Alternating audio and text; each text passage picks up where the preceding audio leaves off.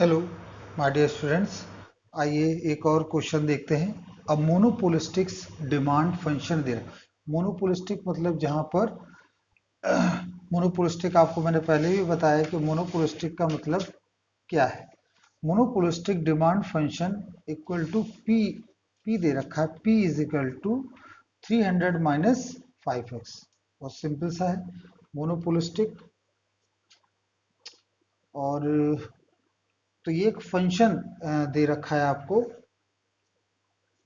इसके आधार पर, चूंकि ये मोनोपोलिस्टिक है, मोनोपोलिस्टिक किस टर्म से रिलेटेड है बच्चों? ये टर्म है रिलेटेड है मोनोपोली से। तो जो मोनोपोली का फार्मूला लगना है वही यहाँ पर फार्मूला अप्लाई होगा। तो मोनोपोलिस्टिक डिमांड फंक्शन दे रखा है, मतलब कि पूरी जो क्वांटिटी है वो कंट्रोल्ड होगी वन सेलर के जरिए और वो यूनिक प्रोडक्ट बेच रहा है। तो पहला क्वेश्चन है, कह रहे हैं फाइंड मार्जिनल रेवेन्यू बताइए। Second, relationship between the slope and the MR and AR. Second, relationship slope का हमें बताना है रिलेशनशिप। और लास्ट में है इसमें what level price is marginal revenue zero. किस लेवल पर मार्जिनल रेवेन्यू जो प्राइस होगा वो क्या हो? जीरो। तो हमारे पास ये क्वेश्चन है। तो सबसे पहले तो चूंकि आप लिखेंगे डिमांड फंक्शन, डिमांड फंक्शन, तो डिमांड फंक्शन देखिए दे रखा है P is equal to 300 minus 5x।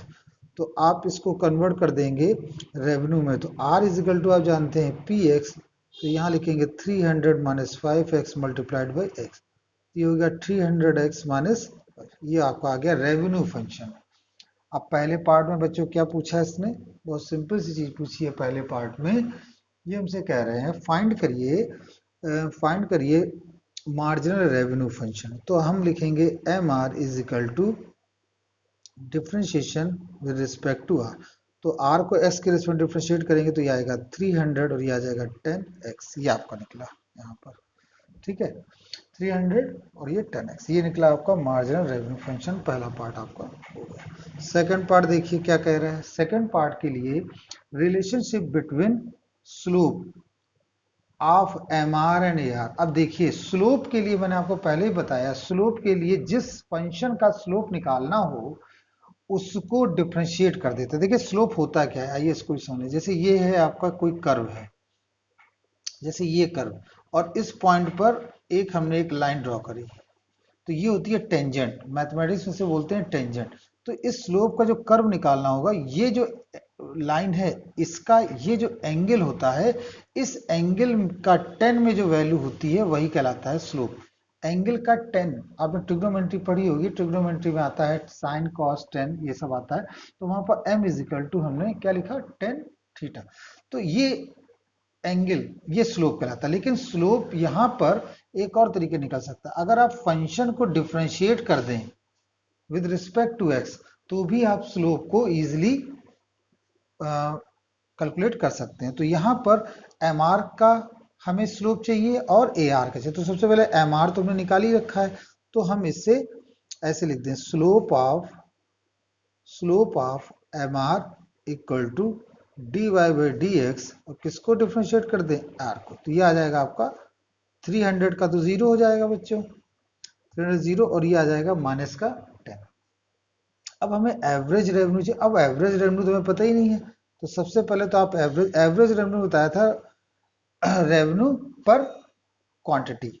तो आर को अगर हम एक्स से डिवाइड कर देंगे तो एवरेज रेवेन्यू, आर आपका था 300 minus 5x square upon x, और ये आ जाएगा 300 माइनस 5x, 300 माइनस 5x, ये आपका आ गया एवरेज रेवेन्यू। तो जब ये एवरेज रेवेन्यू आपका आया, ये एवरेज रेवेन्यू है, तो अब इन्होंने यहाँ पूछा कि इन दोनों में एवरेज रेवेन्यू, तो अभी हमें स्लोप निकालना है क्योंकि स्लोप में रिलेशन चाहिए। देखिए क्या लिखा है, स्लोप। तो हम लिखेंगे स्लोप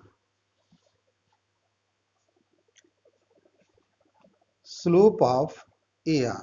तो ए आर का स्लोप निकालना है तो आपको ए आर को क्या करना पड़ेगा, डिफ्रेंशिएट। तो ये आ जाएगा माइनस का 5। तो आप देख सकते हैं जो स्लोप है और जो मार्जिन, तो slope of marginal revenue is just double of slope of A R. तो आप यहाँ देख सकते हैं कि hair from 1 from 1 and 2 slope of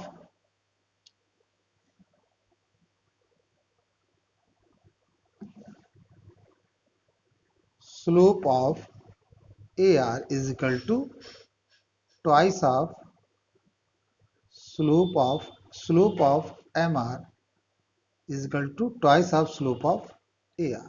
तो ये आपका क्या बन गया बच्चों, एक रिलेशन बन गया। देखिए 5 में 2 का मल्टीप्लाई करेंगे कितना आ जाएगा, -10। तो दिस इज द रिलेशन। अब इसमें एक पार्ट उन्होंने और पूछा हुआ है, वो भी हम समझ लेते हैं। क्या इन्होंने कहा है, उस पार्ट में इन्होंने कहा है हमसे कि at what price the marginal revenue become zero. तो मार्जिनल रेवेन्यू तो ये फंक्शन था, तो थर्ड पार्ट में हम लिखेंगे हेयर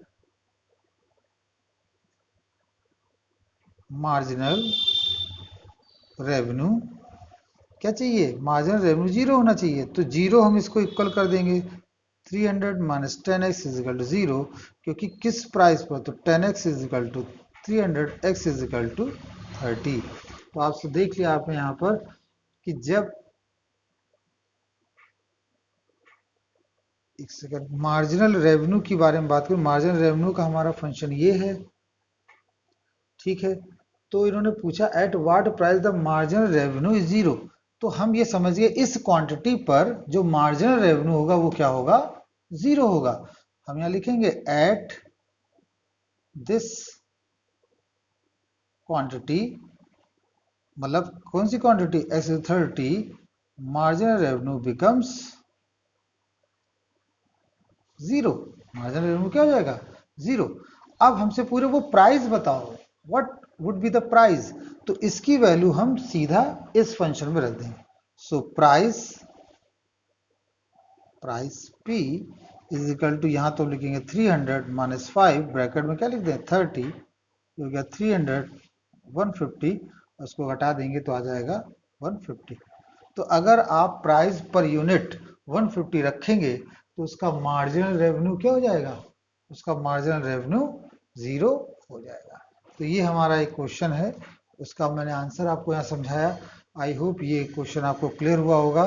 कैसे सॉल्व किया गया, मोनोपोलिस्टिक डिमांड फंक्शन है, मार्जिनल रेवेन्यू फंक्शन निकाला, रिलेशन स्लोप एक नई बात आई यहाँ पर। स्लोप का मतलब होता है इंक्लिनेशन, कितना झुकाव है उसकी 10 में वैल्यू। तो स्लोप निकालने का एक और तरीका है डिफरेंशिएशन में कि हम उसे डिफरेंशिएट कर दें। अगर हम डिफरेंशिएट कर देते हैं तो हमें स्लोप पता चले। तो इस तरह से हमने यहाँ पर स्लोप भी कैलकुलेट कर लिया और प्राइस भी पूछा।